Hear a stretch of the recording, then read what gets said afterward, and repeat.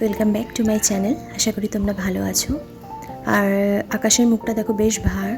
ওই কোনো কোনো সময় খুব বৃষ্টি হচ্ছে, আবার বৃষ্টি হলেও ভ্যাপসা গরমটা যাচ্ছে না। তো এসব মিলিয়ে না আমাদের প্রত্যেকের প্রচণ্ড শরীর খারাপ যাচ্ছে, মানে একজনের পর একজনের হয়েই যাচ্ছে। তো যাই হোক, শরীর খারাপ বলে তো আর বসে থাকা যাবে না, কাজগুলো তো করতেই হবে।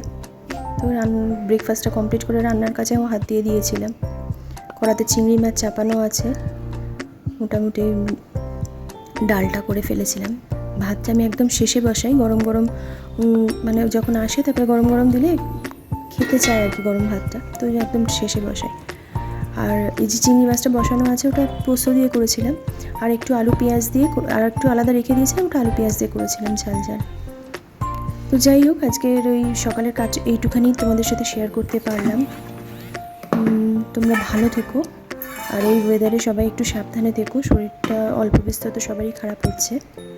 তো ঠিক আছে, চলো আজকের মতন এখানেই আমার ব্লগটা শেষ করছি। ততক্ষণে bye, take care and love you all.